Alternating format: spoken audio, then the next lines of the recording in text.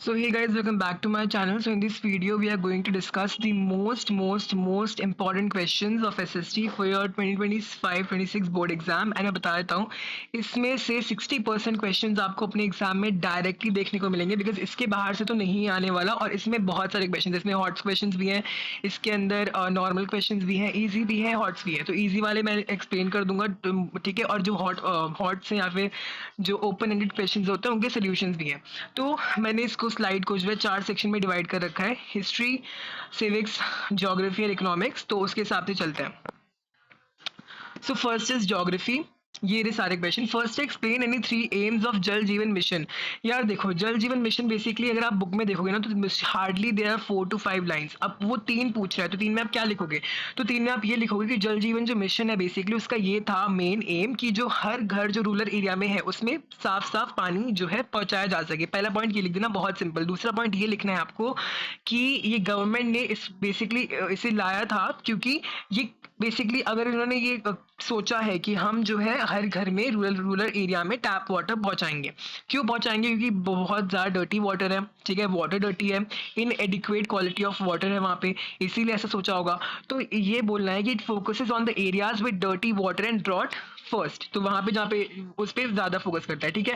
And villager, अब यहाँ पे ये लिखना है आपको, ये इसमें लिखा नहीं है बट आपको ये लिखना है कि इसका एम ये था कि 55 litres per day per capita हर रूरल एरिया में पोर्टेबल पाइप्ड वाटर पहुंचाया जा सके।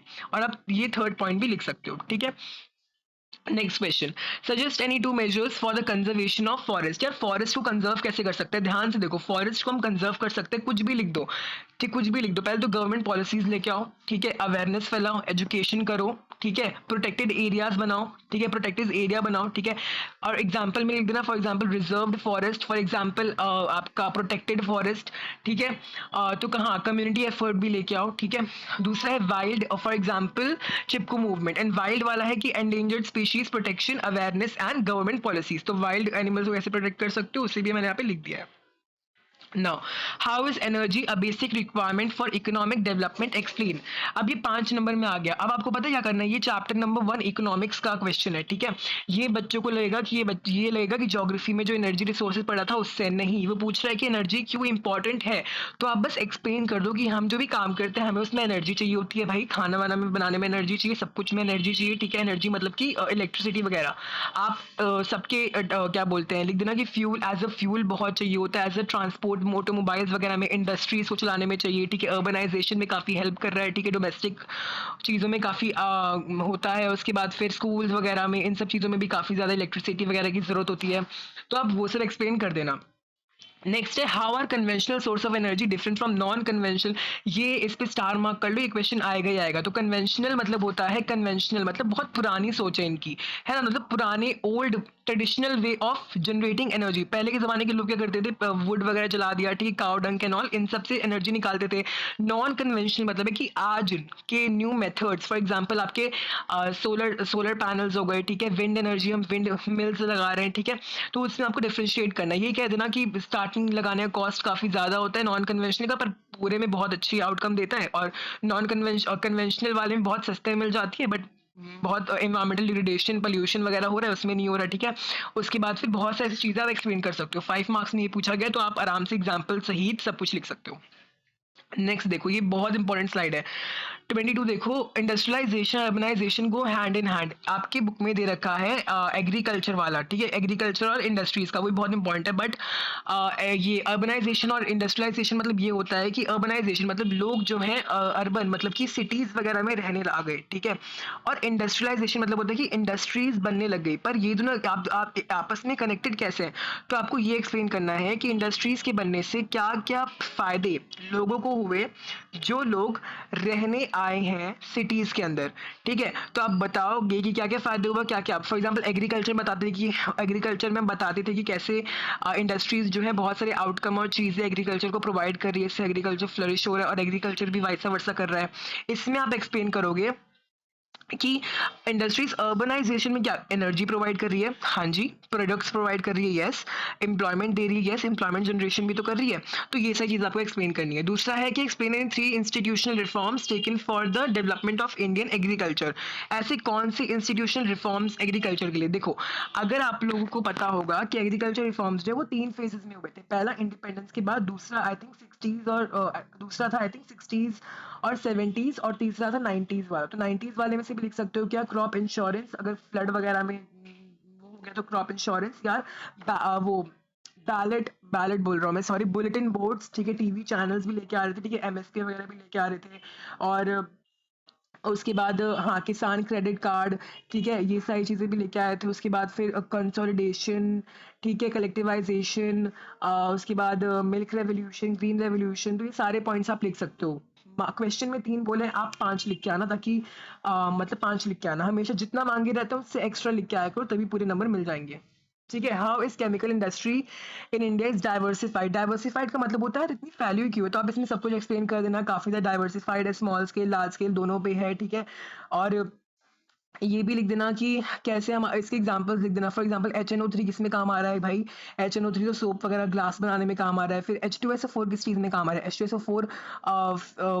H2SO4 भी काफ़ी चीज़ों में काम आ रहा है, पेपर वगैरह बनाने में, ठीक है, कलर्स वगैरह में, सिंथेटिक कलर्स और इन सब में। फिर आप फिर बता देना कि ऑर्गेनिक केमिकल्स और नॉन ऑर्गेनिक सिंथेटिक केमिकल्स, ये सारी चीज़ें बता देना। उसके बाद ये सब बताने के बाद आपको बताना है कि इंडिया में ये जो केमिकल इंडस्ट्री किस कैसे काम कर रहा है, तो आप वो बता देना। और ये सब बताने के बाद लास्ट में जो ये पूछ रहा है वो लिखोगे आप कि क्या डाइवर्सिफाइड मतलब कि ये इंडिपेंडेंट, मतलब ये खुद में ही सेल्फ सफिशिएंट है। कैसे? ये जो प्रोवाइड कर रहा है ना, फॉर एग्जांपल इसने एक केमिकल बनाया, ठीक है, अब वो केमिकल फर्टिलाइजर वाले वही केमिकल यूज कर रहे हैं, फिर फर्टिलाइजर वाले ने फर्टिलाइजर बना दिया, ठीक है, फिर वो फर्टिलाइजर एग्रीकल्चर वाले यूज कर रहे हैं। तो देखो, पूरा केमिकल इंडस्ट्री बहुत फैला हुआ है, डाइवर्सिफाइड है, हर लेवल पे केमिकल्स बन रहे हैं और दूसरी इंडस्ट्री वही केमिकल यूज करके तीसरा केमिकल बना रही है, ठीक है, ये आपको लिखना है। दूसरा, a concerned effort has to be made in order to use mineral resources in a planned and sustainable manner, suggest and. देखो, ये आपके मिनरल वाले चैप्टर से आपको बताना है कि कंसर्न, अभी बोले मिनरल रिसोर्सेज, वो नहीं बोल रहा एनर्जी वाले की बात नहीं चल रही, मिनरल रिसोर्सेज की बात चल रही है। कैसे कंजर्व कर सकते हो बताओ? पहले ओवर यूज करना बंद कर दो, मिनरल्स को ओवर यूज करना बंद कर दो, ठीक है। उसके बाद बताओ क्या करोगे आप मुझे इसका आंसर कमेंट बताना है। 5 नंबर, सॉरी 3 नंबर का है, बताओ। इसमें आप कुछ भी लिख सकते हो अपने मर्जी से कि मतलब मिनरल्स अगर आपको बचाने, कोल वगैरह बचाना है, तो फिर non conventional sources of energy पे आ जाओ, है ना।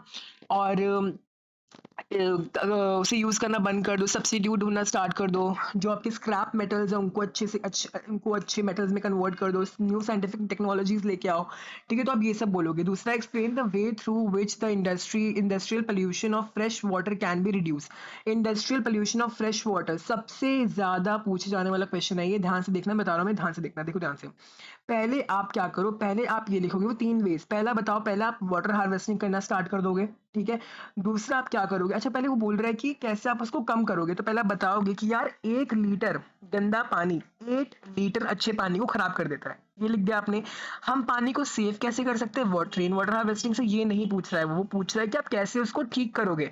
तो ठीक करने में आप पहले लिखोगे प्राइमरी मेथड क्या है। प्राइमरी मेथड ये है कि आप फ्लक्चुएशन, ठीक है, सेडिमेंटेशन, डिकेंटेशन, इन सब चीज, ये सब चीजें करोगे पहले। दूसरा, सेकेंडरी मेथड करोगे। क्या secondary method? Biodiversity, biological processes कराओगे। टर्शरी में क्या कराओगे? फिजिकल, केमिकल एंड बायोलॉजिकल, ये तीनों प्रोसेसेस कराओगे। और आप क्या कराओगे कि, और आप क्या कर सकते हो, एक्स्ट्रा पॉइंट लिख सकते हो कि यार हम ना कुछ स्ट्रॉन्ग रूल्स एंड रेगुलेशंस लगा देंगे, ठीक है, स्ट्रॉन्ग रूल्स एंड रेगुलेशंस लगा देंगे, जिससे क्या होगा, जिससे क्या होगा कि इंडस्ट्रीज जो है जहाँ पे है वहां पे वो पानी जितना ग्राउंड वाटर ले रही है और खराब कर रही है, पोल्यूट कर रही है, उसमें वो होगा। और एक और चीज बता सकते हो कि जब वो पानी छोड़ रहे हैं रिवर्स में, तो क्या कर सकते हो, उस पहले पानी को जो है ट्रीट कर सकते हो, उसको कूल डाउन कर सकते हो और उसको ट्रीट कर सकते हैं, ठीक है। नेक्स्ट क्वेश्चन देखो, नेक्स्ट क्वेश्चन बोल रहे हैं why did the export of Indian textile decline at the beginning of the 19th century, explain any 3 reasons. 3 reasons बताने आपको, 3 रीजन। अब देखो ध्यान से, क्या पहले आप ये बोलोगे कि एक्सपोर्ट, पहले आप ये बोलोगे कि यार ब्रिटिशर्स ने ना हमें बहुत कंट्रोल करके रखा हुआ था, ठीक है। तो जो हमारा मोनोपोली थी ना, या फिर मोनोपोली बोल रहे हैं, फिर कॉटन टेक्सटाइल की, वो उनके हाथ में थी, वो उनके हाथ में थी। तो वो क्या करते थे बेसिकली, सेकंड पॉइंट में आप बोलोगे export decline in eight the beginning, export of Indian textile decline. अच्छा, इंडियन टेक्सटाइल का एक्सपोर्ट कैसे डिक्लाइन हुआ? फिर आप बोलोगे कि वो लोग क्या करते थे ना, वो लोग यहीं से चीजें सस्ते में खरीदते थे सस्ते में खरीदते थे और ले जाते थे। पर फिर आप बताओगे कि यार ये सब तो करते ही करते थे, बट एक और चीज़ करते थे कि और वो कि ना जो मशीन मेड गुड्स जो इंग्लैंड से इंडिया में आ रहे हैं, जो इंग्लैंड से इंडिया में आ रहे हैं वो क्या बहुत चीप एंड अफोर्डेबल थे, मशीन मेड गुड्स थे। और इंडियन वाले हैंड से बने हुए थे, वो ज़्यादा महंगे थे, तो वो सस्ते थे, लोगों ने खरीदने लग गए, और वो महंगे थे तो कोई खरीद नहीं रहा था, इसीलिए वो दे फेल्ट एलियनेटेड। तो आपको ये सारी चीज़ें एक्सप्लेन करनी है। 3 पॉइंट पूछ रहा है, प्लीज़ 6 पॉइंट लिख के आना, बिकॉज आपके एनसीईआरटी में 2 लाइन लिखी हुई है। describe the different steps of resource planning के different steps बता दो यार। तो आपको अगर याद होगा तो ये क्वेश्चन आप मुझे कमेंट बताओगे, ये रिसोर्स प्लानिंग वाला इंडिया में कैसे होता है, आपको ये बताना है, ठीक है। पहले पहले वही इवॉल्विंग अ प्लानिंग स्ट्रक्चर, ठीक है। उसके बाद वही कि मतलब पहले इन्वेंट्री ऑफ रिसोर्सेज चेक करना, फिर इवॉल्विंग अ प्लानिंग स्ट्रक्चर, फिर उसके बाद चेकिंग नेशनल डेवलपमेंट प्लान्स, और ये सब चीज़ें जो हमने पढ़ी थी, यही सब चीज़ें आपको लिखनी है, ठीक है। उसके बाद suggest any 3 ways to maintain body mass index. अब बताओ, suggest any 3 ways to maintain body mass index BMI maintain कैसे कर सकते हो, बताओ। इसका सिंपल साधा आपको बताना है, इसमें ये नहीं पूछ रहा आपको कि किसी इंसान का बीएमआई कैसे मेंटेन होगा, नहीं, वो आपसे पूछ रहे कि बीएमआई होता क्या है। तो आपको एक्सप्लेन करना है कि बीएमआई बेसिकली होता है आपका वेट इन केजी अपॉन में आपकी हाइट मीटर में उसका स्क्वायर, ठीक है। तो केजी अपॉन में metre square is the unit. तो आपको ये बताना है, आपको ये बताना है कि आप ऐसे करके अपना बॉडी मास इंडेक्स निकाल सकते हो। और अगर और बॉडी मास इंडेक्स बेसिकली बताता है कि आप मैल नरिश्ड हो या फिर नरिशमेंट हो, या फिर सॉरी आप अंडर नरिश हो या फिर नरिश हो, ठीक है। ओवर ओवर मतलब ओबेसिटी तो नहीं है, आपको ये सब चीज़ें आपको बतानी है। नेक्स्ट है हमारा, how has Shillong solve the problem of acute water shortage. Shillong ने कैसे उसको किया, ऑफ कोर्स भाई रेन वाटर हार्वेस्टिंग से। तमिलनाडु ने कैसे किया, तमिलनाडु ने उसको परमानेंट बना दिया, तमिलनाडु ने उसको परमानेंट बना दिया, ठीक है। कि अगर आप नहीं करोगे तो आपको पनिशमेंट मिलेगी, आपको लगाना ही पड़ेगा अपने छत पे rain water harvesting system, tankers and all, ठीक है। Next next the dams that were constructed to control floods have triggered floods, analyse the statement. ये क्वेश्चन आएगा ही आएगा, लिख के ले लो। डिसएडवांटेज ऑफ डैम्स कैसे बताओगे, पहले बताओगे यार काफी ज्यादा सेडिमेंटेशन हो रही है, सेडिमेंटेशन से क्या हो रहा है कि ना वाटर जो है बेसिकली, पहले आप बताओगे कि सेडिमेंटेशन हो रही है, ठीक है। इससे क्या हो रहा है कि वाटर का जो फ्लो है वो डैम्प हो रहा है, वो कम, सॉरी, वाटर का जो फ्लो है वो हाँ, वाटर का फ्लो जो कम हो रहा है। अब जब ज्यादा पानी आएगा, डैम्प में क्या सेडिमेंटेशन हो रखी है, डैम्प में क्या हो रखी है, सेडिमेंटेशन हो रखी है, मतलब डैम्प मतलब थोड़ा जो पानी कलेक्ट होना था वो कम कलेक्ट होगा, पानी कम कलेक्ट होगा, इसका मतलब कि सारा पानी बाढ़ आ जाएगी, फ्लड आ जाएगी, एंड इससे क्या होगा, क्रॉप वगैरह डैमेज हो जाएगी। तो इसमें आपको डिसएडवांटेज लिखना है, कैसे कॉज होता है ये भी लिख देना, और ये भी लिख देना कि इससे क्या साइड इफेक्ट्स है, इससे क्या साइड इफेक्ट्स है भाई, सॉइल की क्वालिटी खराब हो जाएगी, ठीक है, टॉप लेयर हट जाएगी, इरोजन हो जाएगा, ठीक है।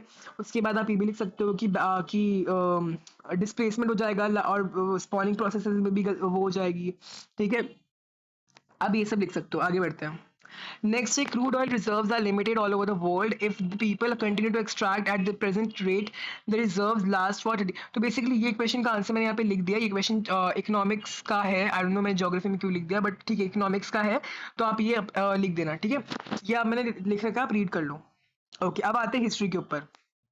Analyse the development journey of print culture in India. Print development journey कि प्रिंट कल्चर इंडिया में कैसे डेवलप हुआ, ये आपको बताना है। तो this is the most difficult question. क्यों, क्योंकि जो डेटा हम सब छोड़ के जाते हैं एग्जाम में कि अरे ये तो नहीं आएगा, वही इसका आंसर था, वही इसका आंसर था। पहले आपको लिखना था कि भाई ये हाँ, पोर्टुगीज मिशनरीज, ठीक है, कौन लेके आया था, पोर्टुगीज मिशनरीज जो है गोवा में लेके आए थे मिड 16th सेंचुरी में। वो प्रिंटेड लाइक वो जो प्रिंट टेक्नोलॉजी है, हैंड ब्लॉक वुड ब्लॉक वाली, वो लेके आए थे यहाँ पे। उसके बाद यही लिखना है आपको कि 1674 में about 50 books had been printed in the local language Konkani and Kannada. तो कोंकणी एंड कन्नड़ा में जो है बुक्स प्रिंट होना स्टार्ट हो गई 16 क्या बोलते हैं 74 में। फिर उसके बाद 1710 में Dutch Protestant missionaries had printed 32 Tamil text and many of them were translated from older work. तो 1710 में जो है डच प्रोटेस्टेंट मिशनरीज ने करा। उसके बाद फ्रॉम 1710 नहीं 1870 जेम ऑगस्टस सिकी began to edit Bengal Gazette, a weekly magazine open to all but influenced by None. उसके बाद फिर by the close of the 18th century, number of newspapers and journalists appeared in the print. There were Indians too who began to publish Indian newspaper. इसका एक example था आपके book में लिखा हुआ, आई थिंक भट्टाचार्य जी थे कोई, बंगाल गैजेट ही Indian version लेके आए थे, नाम याद नहीं आ रहा मुझे, आप मुझे उनका नाम कमेंट में बताना, ठीक है। चलो, why was the Indian subcontinent significant to trade networks before European intervention? Explain. तो बेसिकली आपको ये बताना है कि सिग्निफिकेंस ऑफ इंडियन सब कॉन्टिनेंट टू ट्रेड नेटवर्क्स, कि ऐसा क्यों हुआ कि इंडियन सब कॉन्टिनेंट पहले तो काफी अच्छा था ट्रेड में इंडियन ओशन की वजह से, बट यूरोपियंस की इंटरवेंशन के बाद नहीं रहा। ध्यान से देखो, before European intervention the Indian subcontinent was important for the its valuable resource like spices, textiles, precious stones. Its strategic location made it a key part of the Asian gold trade routes connecting east and west. But आप ये बोलो कि basically question में यही पूछा था ना कि पहले क्यों था अब क्यों नहीं है, पहले क्यों था ये रीजन है, अब क्यों नहीं है, बिकॉज यूरोपियंस आ गए, ग्लोबलाइजेशन होने लग गया, अमेरिकाज की रूट्स डिस्कवर हो गए, तो वहां पे ज्यादा, तो फिर बेसिकली वहां ट्रेड ज्यादा प्रोमिनेंट हो गया, इंडिया को साइड लाइन हो गया।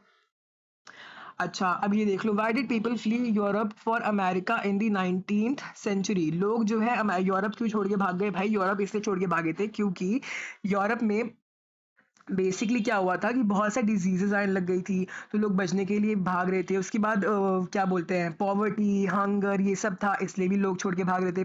परसिक्वेशन को एस्केप करने के लिए भी लोग वहां से भाग रहे थे। द फर्स्ट क्लियर एक्सप्रेशन, ये इससे ज्यादा इंपॉर्टेंट क्वेश्चन तो कोई भी नहीं हो सकता। ये क्वेश्चन आपको, आप ये क्वेश्चन मैंने आंसर नहीं लिखा बिकॉज ये क्वेश्चन सबको आता होगा, इसलिए मैंने यहाँ पे लिख दिया है, ठीक है। Following the defeat of Napoleonic code, sorry, अच्छा ये इसमें आपको लिखना है कि इसमें आपको वो एक्सप्लेन करना है, ट्रीटी ऑफ वेना, ठीक है। तो दोनों इंपॉर्टेंट क्वेश्चन है। How did access to books create a new culture of reading? New culture of reading, पहले बताओगे भाई, पहले बताओगे कि यार जो क्लर्जीज थे ना, क्लर्जीज वो क्या कर रहे थे, वो ना यूरोप वगैरह पूरे उसमें वो क्या बोलते हैं, एजुकेशन वो हो गया था कंपलसरी, ठीक है।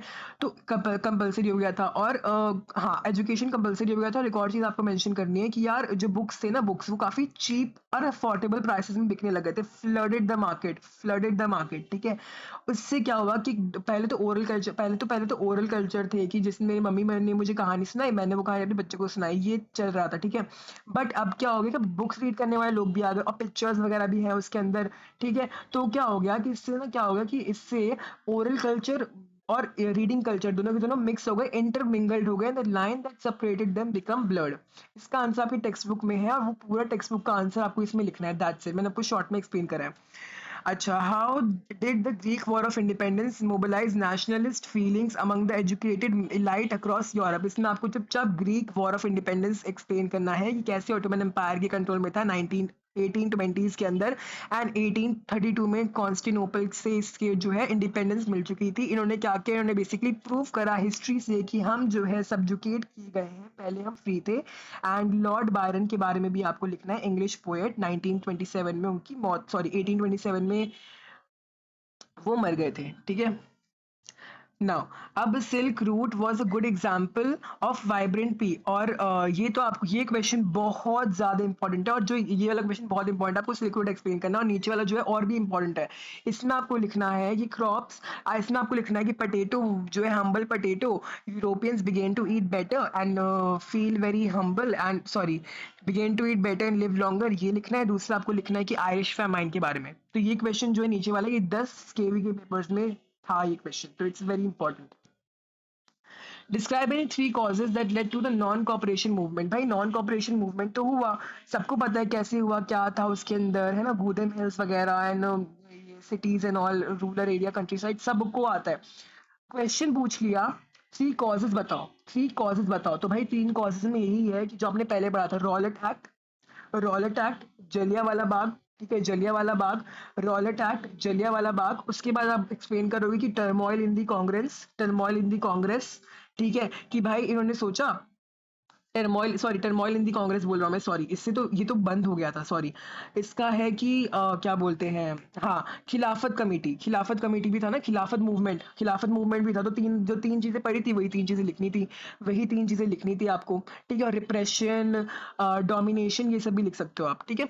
उसके बाद डिसोबीडियंस मूवमेंट क्यों स्टार्ट हुआ था ये बता दो भाई। 11 डिमांड्स की वजह से स्टार्ट हुआ था, 11 डिमांड्स की वजह से स्टार्ट हुआ था। पूर्ण स्वराज, याद करो, पूर्ण स्वराज 1930, राइट। पूर्ण स्वराज 11, वो जो इरविन वाला था कि उसने जो है डोमिनियन स्टेट एंड ऑल दिया था, पर वो रिजेक्ट हो गया था। फिर साइमन कमीशन भी बीच में आया हुआ था। तो ये सारी चीज़ आपको लिखनी है, साइमन कमीशन, डिमांड्स, पूर्ण स्वराज, रिप्रेसिव पॉलिसीज, ठीक है। उसके बाद वो पूछ रहे हैं कि rise of political parties are directly link to the emergence of representative democracy. Oh I am so sorry guys, ये पॉलिटिकल साइंस का क्वेश्चन है, देखते हैं क्या है ये क्वेश्चन बोल रहा है कि यार जो पॉलिटिकल पार्टीज जो राइज होती है ना, राइज होती है रिप्रेजेंटेटिव डेमोक्रेसी, मतलब कि हम पॉलिटिकल पार्टीज जो है उस अपना उसमें अपने एक रिप्रेजेंटेटिव सिलेक्ट करते हैं जो कि हमारे डिसीजन लेता है। क्यों हम क्यों नहीं ले सकते, तो आपको इसमें सिर्फ और सिर्फ ये एक्सप्लेन करना था कि यार सबके पास टाइम नहीं होता है, सबके पास सेम नॉलेज नहीं है, सबके पास कैपेबिलिटी नहीं है। इट्स वेरी डिफिकल्ट कि इतने सारे लोग एक साथ आए और एक साथ आके अपने डिसीजंस लें, इसीलिए हम अपना रिप्रेजेंटेटिव चुनते हैं, ठीक है। आपको इसमें ये एक्सप्लेन करना था, दूसरे पॉइंट में आपको एक्सप्लेन करना था necessity of the political parties, that's it. ये क्वेश्चन इतना ईजी था। Now, the print revolution. I don't know why these questions are. Sorry. ये तो history का ही है. The print revolution had transformed the lives of people, changing their relationship to information and knowledge. Analyze the statement. Print revolution ने लोगों के जीवन बिल्कुल ही बदल दिए। कैसे बदले आप बताओ? ध्यान से देखना। Before print revolutions, books were not only expensive but they could not be produced in sufficient numbers. Now books can reach out to the wider section people. Printing reduced the cost of books. The time and labor to produce books. अच्छा ठीक है, due to the easy access to, अब ये आपको बस इतना लिखना है कि पहले बुक बहुत महंगी थी, अब जो बहुत सस्ती हो चुकी है। प्रिंट ने बहुत, और ये इतना भी लिख देना, ये जो थे जो भी न्यू चीजें, सिलेंड्रिकल ड्रिवन इलेक्ट्रिकल प्रेसेस, ठीक है। उसके बाद फिर ऑफसेट प्रिंटिंग, ये सब चीजें भी लिख देना, ठीक है। और ये भी लिख देना, इंटेलेक्ट प्रोवाइड करती थी, एग्जांपल लिख देना, मर्सियर एंड ऑल। ये क्वेश्चन ओपन एंडेड क्वेश्चन है, इसमें आप सब कुछ लिख सकते हो, सब कुछ। तो अगर ये क्वेश्चन एग्जाम में आता है, 3 नंबर में आया है, तो आप मुझसे प्रॉमिस करो कि आप इसके अंदर 10 पॉइंट्स लिख के आओगे। वो 10 पॉइंट्स में आप सब कुछ ही लिख देना, सब कुछ में छोटे छोटे पॉइंट्स लिख देना। आपको पक्का बता रहा हूँ, 3 नंबर नहीं मिले तो आके मेरे चैनल को रिपोर्ट मार के चल जाना। Okay, why did Gandhi ji decided to withdraw the non-cooperation movement? अच्छा, explain any 3 reasons. अच्छा, हमने सिर्फ एक रीजन पढ़ा यार, चौरी चौरा मूवमेंट हुआ था, इससे जो गांधी जी ने जो है विड्रॉ कर लिया था। हमने सिर्फ एक चीज पढ़ी है, पर जिस बच्चे ने एनसीईआरटी लाइन बाय लाइन पढ़ी होगी ना, उसको याद होगा कि यार ये तो चौरी चौरा मूवमेंट तो था ही 22 लोग मर गए थे, ये तो था ही। But the most important thing was कि यार जो ये गोदम हीरो कंट्री साइड में जो टर्मोइल चल रहा था, लोग अपने हिसाब से मतलब ले, तुमको लगता है सत्याग्रह, जैसे फॉर एग्जाम्पल वो क्या बोलते हैं टी वाला जो था, लोगों ने सोचा कि हम जाएंगे तो हमें गांधी जी जो है लैंड देंगे, and that would at the end of the day that would be very good for us. So that is misunderstanding, right. Misunderstanding, तो लोग मिसअंडरस्टैंडिंग मिस इंटरप्रेट करने लग गए अपने आप ही, ठीक है। 2 चीजें ये हो गई। तीसरी चीज ये होगी कि यार जो मेंबर्स थे ना, उन्होंने सोचा यार कितना टायरसम काम है ये, कुछ ज्यादा इम्पैक्ट हो भी नहीं रहा, हमें तो इलेक्शंस में पार्ट लेना, हम इलेक्शंस में पार्ट लेंगे, ठीक है। So this was the example, मतलब सॉरी रीजंस ना। अब सिविक्स पे आते हैं। सिविक्स में बेसिकली ये मेंशन द फॉर्मेशन ऑफ जिला परिषद का आपको फॉर्मेशन लिखना है। तो बेसिकली अभी मैम से पूछा था कि मैम ये क्या, ये तो आउट ऑफ नोवेयर क्वेश्चन आया, तो मैम ने मेरी कहा है कि जो एनसीईआरटी में लिखा है ना, आपको वही लिखना है, ठीक है। तो एनसीईआरटी में जो लिखा था मैंने सारे ही लिख दिया यहाँ पे कि all the panchayat samitis and mandals in the district together constitute the zila district parishad, right. Zila district parishad, तो जिला डिस्ट्रिक्ट परिषद क्या होता है? जिला डिस्ट्रिक्ट परिषद मतलब कि ऑल द पंचायत एंड समिति and mandals in a district together, मतलब जितनी भी पंचायत समिति वो सब मिल के बनाते हैं जिला परिषद, वो सब मिल के बनाते हैं जिला परिषद। ये एक एपेक्स है, वो हमने पढ़ा था triangle apex. Okay, now most members of the Zila Parishad are elected, हाँ ऑफ कोर्स इलेक्टेड होता है, ठीक है, elected, and members of the Lok Sabha and MLAs of that district, and some other officials of the district level bodies are also its members. तो कौन कौन members होते हैं भाई? कुछ MLAs and all उस district के members, कुछ officials वो भी उसके members होते हैं, and जिला परिषद chairperson is the head or is the political head of the जिला परिषद. तो political head of the जिला परिषद कौन है? जिला परिषद chairperson. जिला परिषद chairperson, ठीक है. चलिए, analyse the role of political parties in shaping the outcomes of democracy. अब पॉलिटिकल पार्टीज ने जो है आउटकम ऑफ डेमोक्रेसी को कैसे शेप किया है, अब आपको ये लिखना है. तो आपको क्या लिखना है? पहले तो भाई ट्रांसपेरेंसी बता देना, ठीक है, डेलिब्रेशंस बता देना, ट्रांसपेरेंसी बता देना, ठीक है. उसके बाद फिर आप क्या बताओगे? आप बताओगे कि यार काफी ज्यादा रिप्रेजेंटेशन एंड गवर्नेंस, ठीक है. The political parties serve a vehicle for representation and democracies aggregating diverse interest and perspectives. तो वही बता देना कि बेसिकली रिप्रेजेंटेटिव डेमोक्रेसी है हमारे, यू नो, उसमें बेसिकली क्या होता है? गवर्नमेंट्स और पॉलिटिकल पार्टीज होते हैं जिसमें लोग अपने उसको चुनते हैं वो करने के लिए. एंड जो पॉलिटिकल पार्टीज हैं या फिर डेमोक्रेसी में जो पॉलिटिकल पार्टीज है, इसमें क्या होता है? लोग जो है उनको मिलता है room to correct your own mistake का टाइटल, ठीक है. ऑपोजिशन, रोल ऑफ ऑपोजिशन भी लिख देना कि ऑपोजिशन होती है, जिससे क्या होता है कि आउटकम्स और बेटर आते हैं, और बेटर आते हैं, ठीक है, और बेटर आते हैं. और आप क्या लिख सकते हो इसमें? जो पॉइंट्स है वही लिख लेना कि पॉलिटिकल कंपटीशन, हाँ, अकाउंटेबिलिटी, यस. जितना पॉलिटिकल कंपटीशन होगा उतना अकाउंटेबल गवर्नमेंट होगा, उतना अकाउंटेबल गवर्नमेंट होगा, right. And formulation maintenance of democratic institutions. हाँ, ये जो पॉलिटिकल पार्टीज है बेसिकली ये क्या करती है? इंस्टीट्यूशंस वगैरह कंट्रोल करती है, पोर्टफोलियो संभालती हैं, जिससे क्या होता है at the end of the day हमारे सिस्टम बहुत एफिशिएंटली और सिस्टमैटिकली काम करता है. तो that is a very good question. Now explain with the examples of role of democracy in the reduction of equality and inequality and poverty. NCERT question है, NCERT question है, सिर्फ पूरा का पूरा कॉपी करना है, पूरा का पूरा कॉपी करना है. उसके बाद how do democracies let the peaceful and harmonious life among the citizens. ये क्वेश्चन भी आपको लिखना है, 3 मार्क 5 नंबर का है. आपको पहले अपनी लैंग्वेज में एक्सप्लेन करना है स्टेटमेंट को, ठीक है, और उसके बाद जो है श्रीलंका से जो 2 हमने वैल्यूज दिए थे उनको एक्सप्लेन करना है. You will get 5 marks.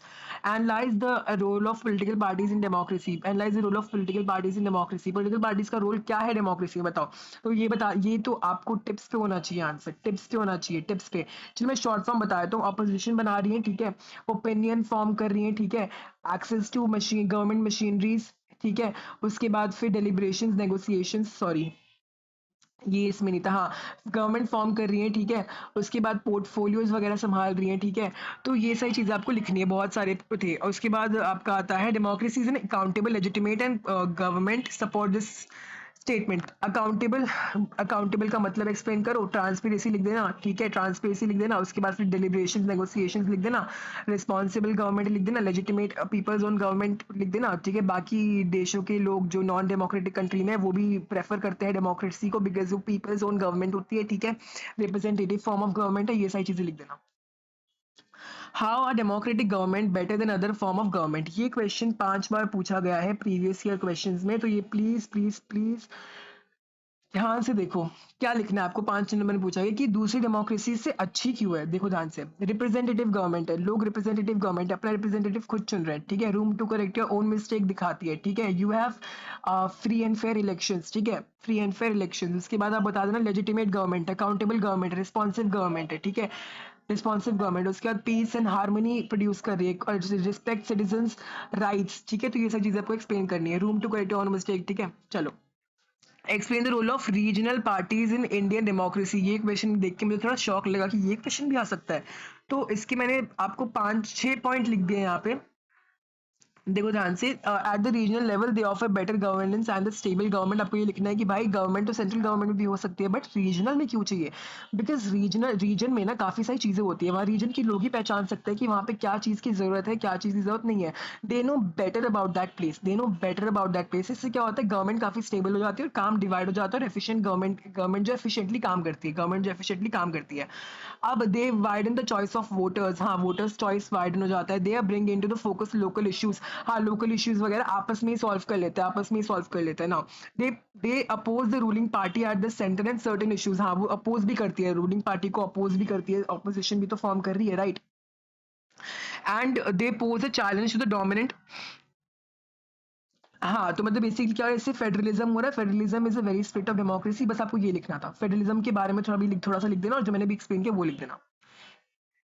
Now communism can take place various forms in politics, ये आपको बहुत ज़्यादा इंपॉर्टेंट है। कम्युनलिज्म, कैसे कम्युनलिज्म डिफरेंट फॉर्म्स दे सकता है पॉलिटिक्स में, एनसीईआरटी का क्वेश्चन है। ठीक है, एनसीईआरटी का क्वेश्चन आपको लिखना है। सबसे अच्छा एग्जांपल तो पार्टीशन ही लिख देना, पार्टीशन ही लिख देना, पार्टीशन वाला एग्जांपल था कि टर्मोइल वगैरह हो जाएगा। ठीक है, उसके बाद लिख देना यार कम्युनिज्म वो ना वो करता है, क्या बोलते हैं, अच्छा ठीक है, कम्युनलिज्म के बारे में आपको एक्सप्लेन करना है, और एक्सप्लेन करने के बाद फिर आपको पॉलिटिक्स में की ना रिलीजन इन पॉलिटिक्स एक्सप्लेन करना है। तो दो चीजें, पहले कम्युनलिज्म एक्सप्लेन करना है, फिर रिलीजन इन पॉलिटिक्स एक्सप्लेन करना है। दूसरा, describe the necessity of the political parties in democracy.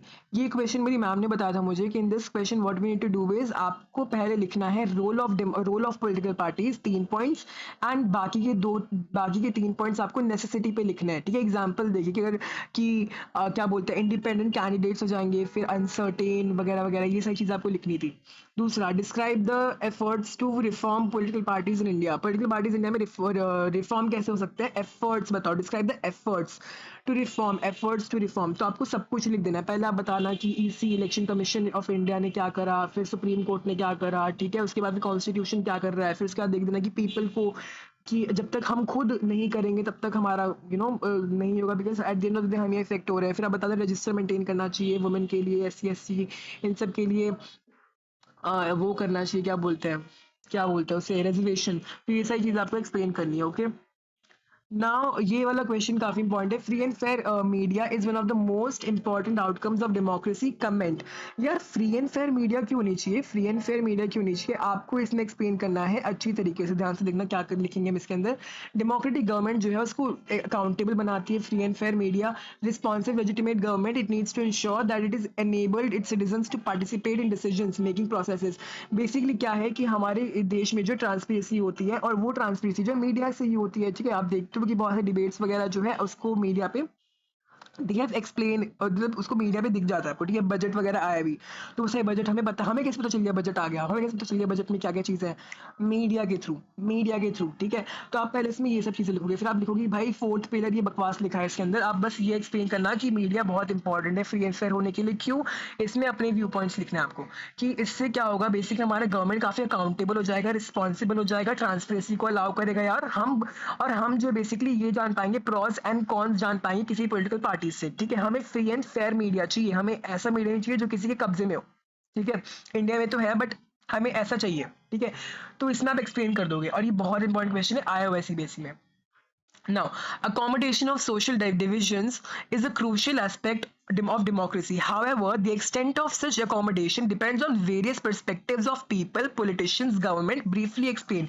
वो कह रहा है यार accommodation of social division काफी ज्यादा important है, but ये जो accommodation है ये डिपेंड करता है पीपल, पॉलिटिशियन एंड गवर्नमेंट में। तो कैसे एक्सप्लेन करोगे, पहले आप एक्सप्लेन करोगे यार पीपल जो है ना, अगर पीपल अकोमोडेट ही नहीं होना चाहते, अगर पीपल एक दूसरे को देखते ही नहीं नेशनल आइडेंटिटी से कि तुम मेरे देश के ही नहीं हो, अगर लोगों के अंदर फ्रेटर्निटी नहीं है, फ्रेटर्निटी बोलते हैं शायद, हाँ फ्रेटर्निटी नहीं है, तब तक लोग जो है नहीं हो सकते अकोमोडेट। दूसरा, political parties leaders, it depends on how political leaders raise demands. Political leaders कैसे डिमांड रेज करें, क्या वो सिर्फ एक रिलीजन को सपोर्ट कर रहे हैं, क्या वो सिर्फ एक सोशल डिवीजन को सपोर्ट कर रहे हैं और दूसरे को नेग्लेक्ट कर रहे हैं। This also creates a new sense। ठीक है, तो this also it is also very crucial कि समझ रहे हो ना क्यों क्रूशियल है, क्योंकि अगर वो सबको इक्वली करेंगे तभी तो अकोमोडेट हो पाएंगे, वरना वो लोग बोलेंगे कि यार तुम्हें इतने अच्छे राइट्स मिले, हमें राइट्स ही नहीं मिले, हम नहीं आ रहे तुम्हारे साथ। ठीक है, तो तीसरा देखो पॉलिटिकल क्या था, पॉलिटिकल लीडर्स, गवर्नमेंट वाला। ठीक है, government, it depends on how the government reacts to demands of different groups. If the rulers are willing to share powers and accommodate reasonable demands and minority community social. ठीक है, जब तक leaders जो है minority communities को, ठीक है, minority communities को अकोमोडेट करना नहीं चाहेंगे, तब तक अकोमोडेशन नहीं हो सकता। ठीक है, for example Sri Lanka.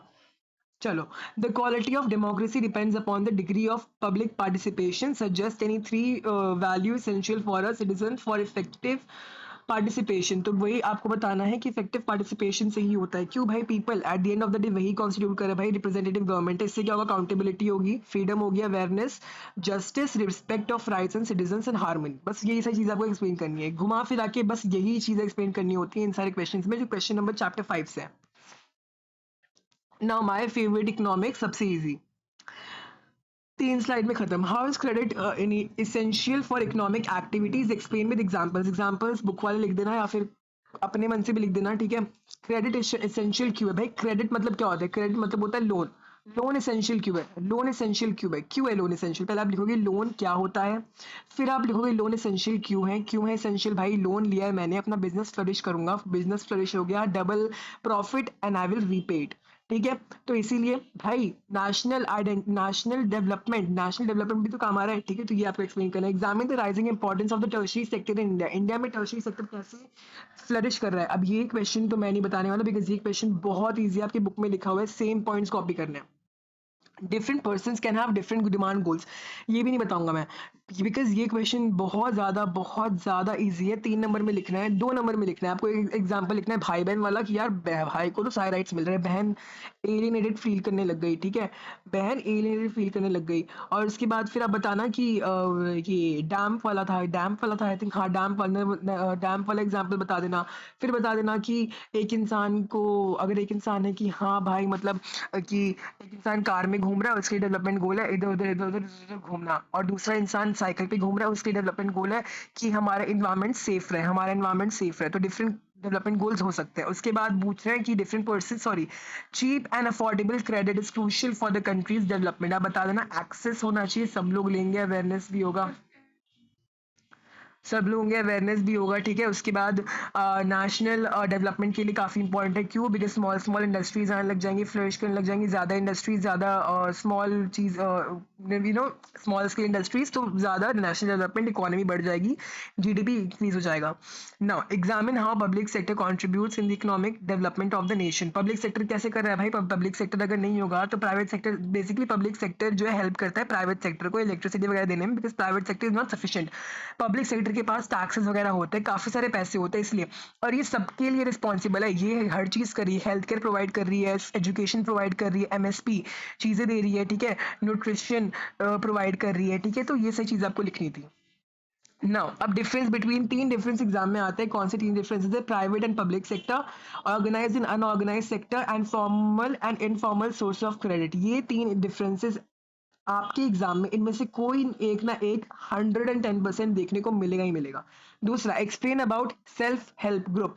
Self help group के बारे में एक्सप्लेन कर दो, this is also very important. वो पूछेंगे असर्शन रीजन में, क्या सेल्फ हेल्प ग्रुप में जो मेंबर है, क्या उसको क्या बोलते हैं? अच्छा, सेल्फ हेल्प ग्रुप पहले बताओ क्या है, फॉर्मल और इनफॉर्मल। की इनफॉर्मल सोर्स ऑफ क्रेडिट है। क्यों भाई? क्योंकि ये जो है अपने आप का ही रूल एंड रेगुलेशंस फॉलो कर रहे हैं, कोई गवर्नमेंट के रूल एंड रेगुलेशन फॉलो नहीं कर रहे हैं, ठीक है। तो ये आपका एक इनफॉर्मल सोर्सेज ऑफ क्रेडिट है, ठीक है।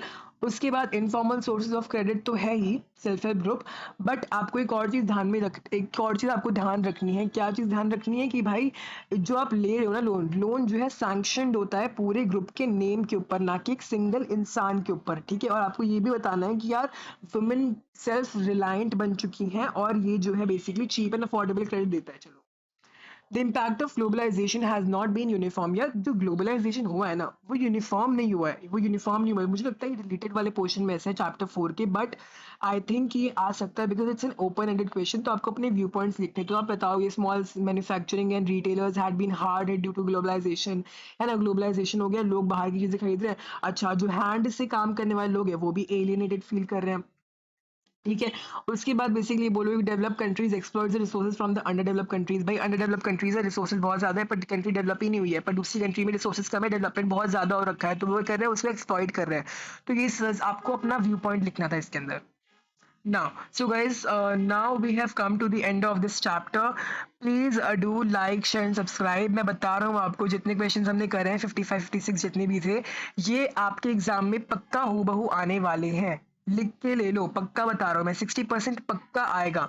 60% एमसीक्यू वगैरह में, केस स्टडीज में कहीं ना कहीं आपको देखने को मिलेगा ही मिलेगा। So please do like and share and subscribe this video, and comment me if you have any doubt. I will be very happy to help you.